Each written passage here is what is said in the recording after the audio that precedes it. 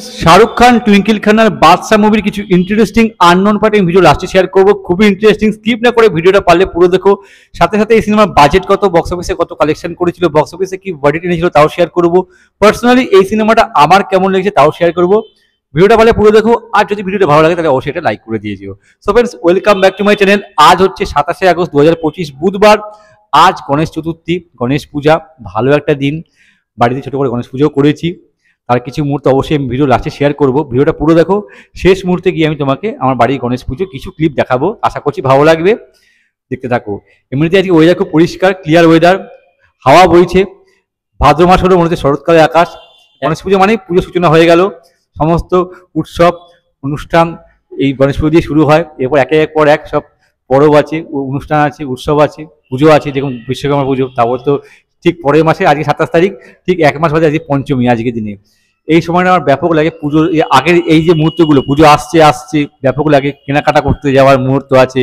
তারপর তোমার প্যান্ডেলের কাজ সব জায়গায় শুরু হয়ে গেছে। যেখানে কি সাবেকি পুজো হয় সেখানকার কাজও শুরু হয়ে গেছে প্যান্ডেলে। কেননা মাঝখানে আগে তো মিনিমাম সময় লাগে প্যান্ডেল করতে। ঠাকুর জোর করতে প্রস্তুত হচ্ছে, অনেক জায়গায় ঠাকুরের রঙের কাজ শুরু হয়েছে। ব্যাপক একটা পরিবেশ, অ্যাটমসফিয়ার, এই সবের মাঝখানে ভিডিওটা শুট করছি। তো ফ্রেন্ডস, বাদশা আজ থেকে 26 বছর আগে 1999 সালের 27 আগস্ট রিলিজ করেছিল। আজকের দিনেই লিড রোলে ছিল শাহরুখ খান, টুইঙ্কেল খান্না, রাখি গুলজার, অমরিশ পুরী, সচিন খেরকর, জনি লিভার, শরৎ সাক্সেনা। একটা স্পেশাল অ্যাপিয়ারেন্সে দীপক তিজোরি, দীনেশ সিংহ, সৌরভ শুক্লা, রাজাক খান, আরো অনেকে ছিল। হ্যাঁ, নীরাজ বোরা। বাদশা একটা কমেডি থ্রিলার মুভি। প্রডিউস করেছিল গিরিশ জৈন, ভাওয়ার জৈন, গণেশ জৈন। ডাইরেক্ট করেছিল আব্বাস মাস্তান। মিউজিক দিয়েছিল আন্নু মালিক, গান লিখেছিল সমীর আর জাভেদ আখতার। এবার যদি বাজেট আর বক্স অফিস নিয়ে আলোচনা করি, বাদশার বাজেট ছিল 10 কোটি, আর প্রথম দিন বক্স অফিসে ইনকাম করেছিল 1,05,00,000। আর প্রথম উইকেটে শেষে কালেকশন ছিল 3,18,00,000। আর প্রথম উইকেট শেষে কালেকশন ছিল 5,80,00,000। আর এই মুভিটার overall net India life time collection ছিল 14,74,00,000। বক্স অফিসে সেমি হিট হয়েছিল। স্ক্রিনশট দেওয়া আছে, পজ করে তোমরা এটা চেক করতে পারো। তবে হ্যাঁ, বক্স অফিস ইন্ডিয়াকে অ্যাভারেজ বলেছে, কিন্তু এটা একটি সেমি হিট সিনেমা। যদি এই সিনেমাটার ব্যাপারে আমার পার্সোনাল রিভিউ শেয়ার করি, ভালো একটা এন্টারটেইনিং মুভি, আমার তো খুব ভালো লেগেছে। ভরপুর মস্তি আছে, থ্রিল আছে, রোমান্স আছে, কমেডি তো ভরপুর আছে। আর কি চাই বস, মানে একটু জন্য তোমার বোর লাগবে না, শুরু থেকে শেষ অবধি ভরপুর এন্টারটেনমেন্ট। মানে যদি গল্পটা একটু করে বলি, শাহরুখ খান একটা প্রাইভেট ডিটেকটিভ, তার একটা গ্যাংও আছে, যেখানে জনি লিভার আছে, আরো অনেকে আছে, ম্যাক মোহন আছে, যাই হোক আরো অনেক ক্যারেক্টার আছে। তারা মিলে একটা ডিটেকটিভ এজেন্সি চালায়। এবার তারা যদি ছোটখাটো কেস সলভ করে, এবার তখনই তাদের কাছে একটা কেস আসে। সেই কেসটা সলভ করতে তারা গোয়াতে যায়, কিন্তু তারা একটা অন্য কেসে ফেসে যায় ভুলবশত।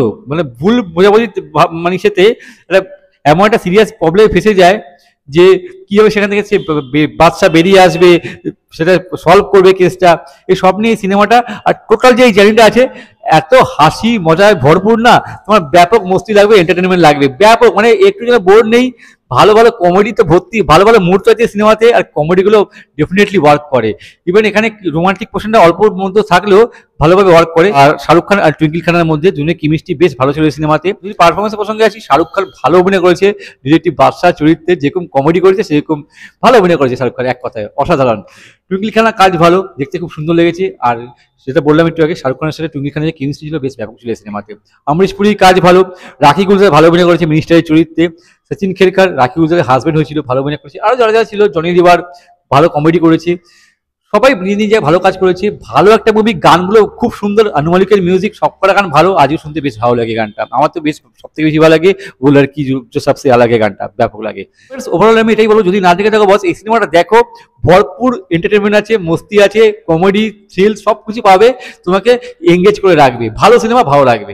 এবার কিছু ইন্টারেস্টিং ফ্যাক্ট ফ্রেন্ডস, এই মুভিতে প্রথমে লিড রোলের জন্য যে রোলটা শাহরুখ খান প্লে করেছিল, বাদশার রোলটা, অক্ষয় কুমারকে অ্যাপ্রোচ করা হয়েছিল, কিন্তু অক্ষয় কুমার কোনো কারণবশত রোলটা করতে পারেনি। ফাইনালি শাহরুখ খান এই সিনেমাতে কাস্ট হয়। ইভেন এই সিনেমাতে টুইঙ্কেল খানের রোলের জন্য প্রথমে করিশ্মা কাপুরকে অফার করা হয়েছিল, কিন্তু করিশ্মা কাপুর কোনো কারণবশত রোলটা করতে পারেনি। ইভেন একটা পয়েন্টে এটা শোনা গিয়েছিল যে শিল্পা শেট্টিকে সাইন করা হয়েছিল এই সিনেমার জন্য, কিন্তু শিল্পা শেট্টি ওই সিনেমা ছেড়ে বেরিয়ে যায়। ফাইনালি টুইঙ্কেল খান এই সিনেমাতে কাস্ট হয়। তো ফ্রেন্ডস, যদি ভিডিওটা ভালো লাগে তাহলে লাইক করো, শেয়ার করো। নতুন থাকলে আমার চ্যানেলে সাবস্ক্রাইব করতে পারো। যদি কোনো সিনেমার সম্পর্কে জানতে চাও তো আমাকে কমেন্ট করে পাঠাও, আমি চেষ্টা করবো সেই সিনেমার সম্পর্কে ভিডিও বানাবার আর তোমাদের সকলের সাথে শেয়ার করবার জন্য। ততক্ষণের জন্য বিরতি নেবো। তোমার প্রত্যেকে ভালো থাকো, টাটা বাই, জয় হিন্দ, take care and stay cool man. এই সিনেমাটা পারলে অবশ্যই দেখো, তোমাদের প্রত্যেকের ভালো লাগবে। আর আমার বাড়ি গণেশ পুজো যে হয়েছে আজকে, তার কিছু ক্লিপ শেয়ার করছি, তোমরা দেখে নাও, আশা করছি ভালো লাগবে। আর ভালো লাগলে অবশ্যই এটা লাইক করে দিয়েছিও। হলো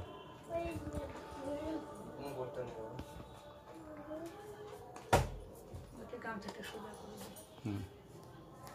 কিছু ক্লিপ শেয়ার করছি, কারণ আরতি হয়ে গেলে আরতি মূলত শেয়ার করতে পারলাম না, পুজো করছিলাম কী করে শ্যুটটা করবো। যাই হোক, আরতি দেওয়ার পর দেখতে পাচ্ছি পঞ্চপ্রদীপ জ্বলছে, এখানে মুচি দেখানো হয়েছে, এখানে প্রদীপ দেখানো হয়েছিল, এখানে মোমবাতি ধূপকাঠি এখানে হয়েছে। এ হচ্ছে বাবা দর্শন করতে পারছো। এখানে বাবাকে লুচি হালুয়া দিয়ে ভোগ দেওয়া হয়েছে, মোদক বানিয়েছে মা, সেটাও দেওয়া হয়েছে। আর আগে তো দেখালামই।